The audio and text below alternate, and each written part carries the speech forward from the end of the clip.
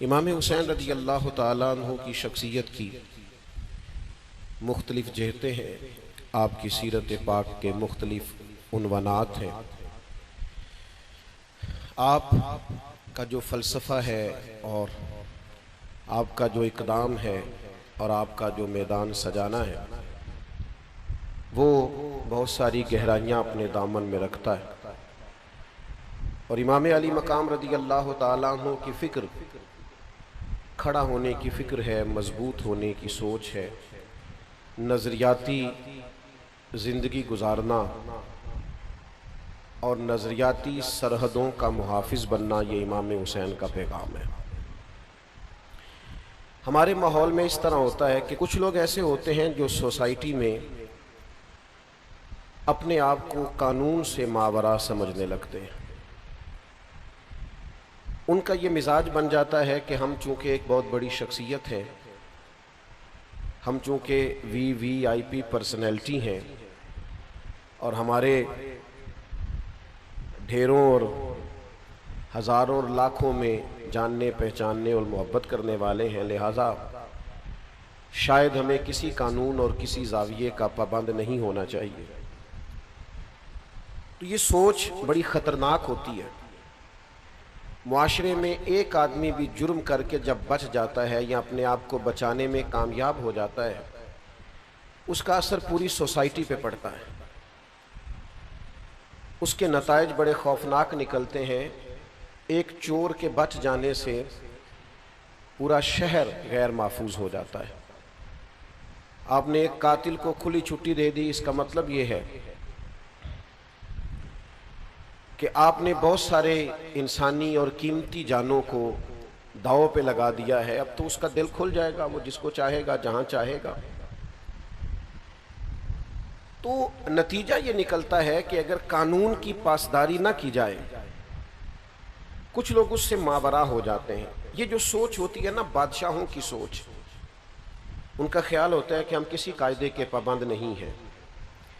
इस्लाम में जो खिलाफत पर जोर दिया है, तो खलीफा जो होता है वो तो नायब होता है, सिर्फ अल्लाह और उसके रसूल के अहकामात तय शुदा है, उसने बस नाफिज करना होता है। इसलिए मुसलमानों के यहाँ बादशाह नहीं होते, मुसलमानों के यहाँ अमीर होते हैं, खलीफा होते हैं, जो सिर्फ उस निज़ाम को नाफिज करते हैं। इमाम अली मकाम सैयदना इमाम हुसैन रज़ी अल्लाह ताला अन्हु जब मैदान में निकलते हैं तो इमाम हुसैन रज़ी अल्लाह ताला अन्हु फरमाते हैं कि मैं उन लोगों के ख़िलाफ़ निकला हूँ जिन्होंने हुदूदुल्लाह को तोड़ा है, जो अल्लाह की हराम करदा को हलाल कहते हैं। मैं ऐसे लोगों के ख़िलाफ़ बरसरे पेकार हूँ जो हुदूद के क़याम में रुकावट है, जो अपने आप को मावरा समझते हैं। तो इमाम अली मकाम रज़ी अल्लाह ताला अन्हु ने मजबूत और भरपूर जद्दोजहद की। एक होता है किसी शख्स के घर की दीवार गिराना, उसकी हुकूमत गिराना, उसके महल को गिराना। एक होता है किसी की सोच को और उसके नज़रिए को दफन करना। इमाम अली मकाम रज़ी अल्लाह ताला अन्हु का कमाल ये है कि इमाम हुसैन ने यजीद को और उसके नज़रिए को दफन कर दिया। कानून की बालादस्ती, खिलाफत का क़याम और छोटे बड़े की तफरीक ख़त्म करके शरीयत के दायरे में लाना, सबको हुदूद का पाबंद करना, इसको इमाम अली मकाम रज़ी अल्लाह ताला अन्हु ने अमली जामा पहनाया और नज़रियाती सरहदों को हमेशा के लिए मजबूत कर दिया। कुरान मजीद में अल्लाह ताला ने इस बात का बयान फरमाया या अय्युहल्लज़ीना आमनू कूनू कव्वामीन बिल किस्त, ऐ ईमान वालो इंसाफ के लिए खड़े हो जाओ, शुहदा लिल्लाह। लेकिन ये गवाहियाँ तुमने अल्लाह के लिए देनी है, ये तुमने स्टैंड लेना है, ये जो तुमने इंसाफ के लिए खड़े होना है, ये अल्लाह की रज़ा के लिए तुमने खड़े होना है। और तुम खड़े हो जाओ, तुम स्टैंड ले जाओ, तुम मजबूत हो जाओ, तुम डट जाओ अल्लाह की रज़ा के लिए। और जो तर्ज हमें अल्लाह का कुरान देता है वो तर्ज बड़ी अनोखी है। फरमाया डट जाओ, वलौ अला अनफुसिकुम, अगरचे इसमें तुम्हारी अपनी जान का नुकसान ही क्यों ना हो, तुम्हें खुद ही कानून के दायरे में क्यों ना आना पड़े, तुम्हें अपने आप को कानून के हवाले क्यों ना करना पड़े, अपनी ज़ात पर हुदूद का तुम्हें तायुन लागू क्यों ना करनी पड़े, लेकिन तुम डट जाओ, अल्लाह के लिए खड़े हो जाओ, कानून की पाबंदी करो। अबिल वालिदैन वल अक़रबीन, अगरचे उस रास्ते में, हक के रास्ते में तुम्हारे वालिदैन आए या करीबी रिश्तेदार आए, फिर तुमने खड़े हो जाना है। फिर तुमने अपनी ज़ात को नहीं देखना, अपनी कराबत को नहीं देखना, अपने वालिदैन को नहीं देखना।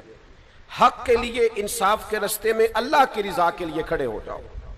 फिर इरशाद फरमा इन यकुन गनियन औ फकीर, फरमाया अगरचे इस रास्ते में कोई गनी आए, औ फकीरा, या कोई फकीर आए, किसी मालदार को नहीं देखना कि उस पर हाथ आ रही है तो उसके पैसों के रोब के नीचे आ जाना, और किसी गरीब को देखकर तरस भी नहीं खाना कि मैं फैसला करने लगा हूं तो चलो तुम्हारा बंदा है, गरीब आदमी है, मैं तुझे छोड़ देता हूं। ये काम ना करना। जब हद की बारी आए तो अमीर आए या गरीब आए, कानून सब के लिए बराबर है। और अगले लफ्ज जो कुरान मजीद ने बयान फरमाए वो समझने वाले हैं। फरमाया फल्लाहु औला बिहिमा, तुम खैर खा ना बनो, अल्लाह तुम सबसे बढ़ के इनका खैर खा है। अमीरों का भी और गरीबों का भी रब खैर खा है। तुम कानून की पाबंदी कराओ, तुम ना खैर खा बनो, अल्लाह तबारक व तआला तुम सबसे बढ़कर इन पर इख्तियार रखता है। अल्लाह ताला इनकी खैर खाई फरमाएगा। ख्वाहिशात नफ्स की पैरवी ना करो, अंता दिलू के तुम अदल ही ना कर सको। अपनी ख्वाहिशात नफ्स के पीछे इस तरह ना लगो कि अदल का रास्ता छोड़ जाओ। छोड़ दो अपनी ख्वाहिशात को और इंसाफ कायम करो उस रास्ते में। चाहे तुम्हारी अपनी जान आए, माँ बाप आए, रिश्तेदार आए, अमीर आए, गरीब आए, इंसाफ के लिए खड़े हो जाओ। हम चूंकि ज़्यादातर लोग देहाती मिजाज से ताल्लुक़ रखते हैं, कुरान मजीद की इस आयत को सामने रखिए कि इंसाफ के साथ खड़ा होना है, हक के लिए खड़े होना है। उसमें चाहे अपनी ज़ात ही क्यों ना आए, फिर उसको पेश करना। हज़रत उमर फारूक रज़ी अल्लाह तआला अन्हु ने एक बहुत बड़ा जुमला इरशाद फरमाया। आप फरमाने लगे मैंने अपने नबी पाक सल्लल्लाहु ताला अलैहि वसल्लम को किसास के लिए अपने आप को पेश करते हुए देखा है। हुजूर ने अपने आप को कानून के सामने पेश किया। सफ़े सीधी कराते एक सहाबी को दुर्रा लग गया या नेज़ा लग गया तो हुजूर अलैहिस्सलाम ने अपने बदने नूर से कपड़ा हटा दिया। फरमाया आओ तुम बदला ले सकते हो, तुम्हें तकलीफ हुई है। तो हजरत उमर फरमाते हैं अगर मदीने वाले महबूब अपने आप को किसास के लिए पेश कर सकते हैं तो फिर बाकी कौन है जो अपने आप को मावरा समझता है? फिर वो कौन है जो कहता है मुझ पे नाफिज नहीं हो सकता, मेरे ऊपर आप हुक्म नहीं चला सकते? सबसे पहले तो अपनी जात से शुरू करना होगा। नबी पाक अलैहिस्सलाम ने खुद इरशाद फरमाया, अगर मेरी वजह से किसी को तकलीफ पहुंची हो तो मैं हाजिर हूं, बदला ले सकता है। अगर हुजूर अपने आप को पेश करते हैं तो हमा चुमा किस खाते में? हमारे यहां वो जो फिक्री तजाद है, मतलब हम ये चाह रहे हैं पूरी दुनिया पे दीन नाफिज हो जाए, लेकिन कहीं नफ्स की ख्वाहिश ये कहती है कुल दुनिया पे हो, मेरे ऊपर ना हो। तो माज़अल्लाह आप अपने आप से पहले सवाल तो कर लें, आप इस कटहरे में आने को तैयार है? मैं इस बड़े मजमे में बड़े दर्द के साथ एक बात कहता हूं, अल्लाह मुझे माफ फरमाए अगर कहीं मेरी तबीयत में किसी किस्म का कोई तसन्नो हो। मैंने बहुत पहले कहा था कि बहुत बड़ी गद्दियों के वारस पीर नहीं चाहते कि मुल्क में दीन नाफिज हो जाए, नहीं चाहते, इसलिए कि उन्हें कटहरे में आना पड़ेगा, उन्हें अपनी अरबों खरबों की जायदाद का हिसाब देना पड़ेगा। वो जो अलग से एक सल्तनत कायम किए हुए हैं वो सल्तनत टूट जाए। हमारा मिजाज नहीं है भाई, हम थोड़ा सा हट के जीना चाहते हैं। हम सिफारशी कार्ड अपनी जेबों में रखते हैं, हम अपनी गाड़ियों के पीछे लिखवाए फिरते हैं मैं फलां साहब होता हूं, मैं फलां साहब होता हूं, मेरा फलां नाम है। मेरी मोटरसाइकिल के पीछे लिखा हुआ होता है मेरा फलां इलाके से ताल्लुक है। आप कोई अलग मखलूक है?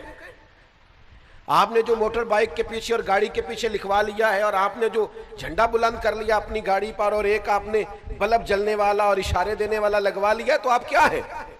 कानून के दायरे में आप आएंगे, कानून के दायरे में। हजरत अनस बिन मालिक रदी अल्लाह तआला अन्हु फरमाते नसर की बेटी रबी ने एक औरत को कुछ मारा था और उसके दांत टूट गए थे, तो हुजूर की बारगाह में मुकदमा दायर हुआ। तो नबी पाक ने फरमाया बदला दे ये। तो कहते हैं उन लोगों ने, नसर चूंकि बहुत अमीर लोग थे, कबीला बड़ा अमीर था, तो उसने अपनी बेटी के लिए जाके उनकी मिन्नत की, कहा यार तुम मेरी बेटी को माफ करो। का नहीं माफ करते, काम से कोई तुम जुर्माना ले लो। उन्होंने कहा हम नहीं माफ करते। तो हजरत अनस बिन मालिक कहते मैंने जाके अर्ज की हुजूर ये बहुत बड़ा कबीला है जो दीन में आया है, तो क्या आप इस जैसे लोगों पर भी किसास होगा? फरमाते हैं कि अल्लाह के महबूब अलैहिस्सलाम ने मेरी तरफ देखा और हुजूर के जुमलों में वो तासीर थी और लफ्जों में वो हकीकत बयानी थी कि फरमाते हैं कि मेरा दिल अजीब सफर करने लगा। हुजूर फरमाने लगे अंस तुमसे पहली कौमें इसलिए तबाह हुई थी कि गरीब जुर्म करता था तो सजा मिलती थी और अमीर जुर्म करते थे तो रिहा कर दिए जाते थे। हुजूर फरमाने लगे ये हद लगेगी, ये बदला देना पड़ेगा। क्यों देना पड़ेगा? अल्लाह के रसूल फरमाने लगे ये अल्लाह की किताब का फैसला है, ये किताबुल्लाह का फैसला है कि हुदूद को कायम किया जाए, अल्लाह के बनाए हुए कानून को नाफिज किया जाए। जब तक मैं अपनी जात पर, अपने बच्चों पर, अपने घर पर, अपने कबीले पर, अपने दोस्तों पर अल्लाह के कानून नाफिज करने में कामयाब नहीं होता, जब तक हुदूदुल्लाह का कयाम मैं अपनी जात से लेकर अपने हल्का अहबाब तक लगाने में कामयाब नहीं होता, उतनी देर तक मैं ये कैसे दावा कर सकता हूं कि धरती पर, कायनात पर अल्लाह का निजाम नाफिज करने की मैं जद्दोजहद करूंगा। हमारा मिजाज इस तरह का बन गया, हम कानून का निफाज नहीं करते, कानून का निफाज नहीं चाहते, हम उस कानून के लिए जद्दोजहद नहीं करते। मैं आपकी खिदमत में अर्ज करूं, हर रोज एक नया वाकया होता है, हर रोज अखबार की सुर्खियां बनती हैं, हर रोज सोशल मीडिया चलाने वालों को एक नया उन्वान मिलता है, हर रोज कालम लिखने वालों को एक नया उन्वान मिलता है। मैं उस वतन में रहता हूं जहां के गरीब सिर्फ इसलिए हैं कि उन पर कालम लिखे जाएं, उन पर विलाग किए जाएं, उन पर वीडियोस बनाई जाएं, लेकिन मुझे सच बताना, जिम्मेदारी से बताना, इससे पहले किसी ने यह जुमला नहीं कहा, उसके बाद भी यह जुमला नहीं कहा, किसी ने जिम्मेदारी नहीं बताई, किसी ने नहीं कहा ये तुम्हारी जिम्मेदारी। ये जिम्मेदारी हजरत उमर फारूक ने खुद अपने लिए वदा की और इस जिम्मेदारी की नजाकत को देखिए। फरमाया फुरात के किनारे कुत्ता अगर प्यासा मर गया तो कोई और जवाब दे नहीं है, हुकूमत मेरी है, लिहाजा जवाब दे भी मैं ही हूं। अल्लाह के हुजूर मुझसे पूछा जाएगा हुकूमत तेरी थी, ये क्या बात हुई, मैंने फलाना मुअत्तल कर दिया, मैंने फलाना मुअत्तल कर दिया। ना इधर उधर की तू बात कर, ये बता के काफिला क्यों लुटा, मुझे राहजनों से गरज नहीं, तेरी राहबरी का सवाल है। खुदारा कुछ ख्याल करें, चीजों को समझें। जब तक हम सब कानून की पाबंदी के कायल नहीं हैं। मैं एक दफा जा रहा था तो मेरे ड्राइवर ने ओवर स्पीड, उसने गाड़ी वो चला रहा था, रोक लिया हमें, मैंने कहा जी आपकी स्पीड ज्यादा है, मैंने कहा बिल्कुल ज्यादा है। मुझे देखा ओहो पीर साहब में आप जाइए, मैंने कहा जनाब ऐसा ना करें, थोड़ा सा ना पीर साहब के ड्राइवर को भी सबक दे दें, जरा आइंदा एहतियात से चलेगा। आप वो जो सब के लिए चालान बनाते हैं वो बनाइए, आप ये एक नुक्ता जरा लगाइए ताकि हमें एहसास हो, आप हमें मावरा ना कीजिए, आप हमें इस चक्की से गुजारिए, हमें एहसास दिलाइए। मैं एयरपोर्ट में उतरा किसी जगह से, किसी मुल्क से मैं लौट रहा था, तो मुझे देख के उस साहब ने कहा आप जरा आगे आ जाइए इमिग्रेशन के लिए। तो मैंने कहा फिर क्या होगा, इनमें से पता नहीं कौन ऐसा है जो अल्लाह की बारगाह का मकबूल और महबूब है, मैं कैसे उससे पुश्त कर डालूं। आप उन सब के लिए जैसे काम करेंगे फकीर भी उसी लाइन में आ जाएगा। हाँ पता ते सारा है सरदार नू कीतियां दा, एदा पर्दा चा पाया ही तेरा भला हो सी। अपनी जिंदगी में कुछ अपने ऊपर भी नाफिज करें भाई, और फिर थोड़ा सा अपनों का एहतसाब भी करें, थोड़ा इर्द गिर्द भी देखें माहौल क्या है। लेकिन मैं कैसे अर्ज करूं, ढेर सारे लोग ऐसे हैं जो अपने एसी वाले रूम से उठकर बाहर आके नहीं देखते, वो गौर ही नहीं करते कि मेरा अमला क्या कर रहा है, वो तवज्जो ही नहीं करते कि मेरी जिम्मेदारी क्या है, मुझे किस किस जगह पे गौर करना है, देखना है। हम बहुत सारे ऐसे लोग हैं जो गैर जिम्मेदार हैं। कितने लोग हैं जिन्होंने कहा था कि मुझे कजन पर भरोसा है, मुझे ड्राइवर पर भरोसा है, मुझे पड़ोसी पर। तो भाई जिस पर भरोसा होगा नुकसान भी तो वही करेगा ना, जिस पर भरोसा ही नहीं उसने तो आपकी दीवार फलांगनी नहीं। ये आपका भरोसा यानी वो जो ये कजन कजन है हमें इन पर एतबार है, तो मैंने कहा आपको एतबार है, अल्लाह रसूल को नहीं, उन्होंने तो पर्दा रखा हुआ है, उन्होंने तो कजन का पर्दा रखा है, नाम महरम का पर्दा रखा है, आपको एतबार है, उनको नहीं है, उन्होंने मना किया। तो मेरे भाई जब तक आप मुहासबा नहीं करेंगे, एहतसाब नहीं करेंगे, कानून को नाफिज नहीं करेंगे, अपने इर्द गिर्द नहीं देखेंगे। कायनात में सबसे अजमतों वाली बेटी का नाम सैयदा फातिमा है, वो अली के घर की है, इज्जत अली से सुनते हैं। वो नबी के घर की है, इज्जत ये नबी से सुनते हैं। वो जिसने मुअज़्ज़ज़ किया घराने को, हुसैन पाल के जिसने दिया जमाने को। क्या अजमत है सैयदा पाक की।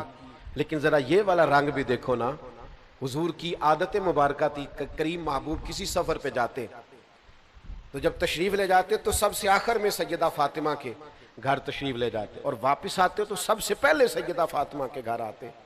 रसूल रहमत अलैहिस्सलाम एक सफर से वापस आए, सैयदा पाक के काशाना नूर में तशरीफ लाए, और महबूब ने जैसे ही कदम रखा सामने, तो सामने एक पर्दा लगा हुआ था जिस पर कुछ नक्शो निगार बने हुए थे। रसूल रहमत वहीं से वापस तशरीफ ले गए। हजरत फातिमा परेशान हुई, मौला अली शेर खुदा से कहा मालूम तो कीजिए महबूब लौट गए और मैं मुंतजर थी ज़ियारत को।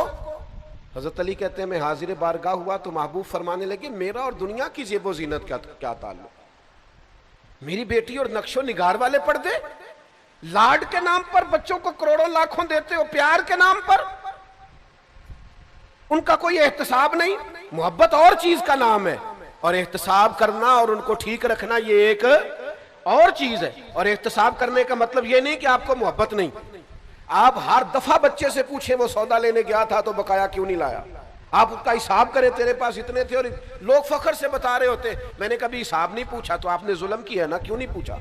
बेटे से हिसाब पूछे, उसे हिसाब की आदत हो।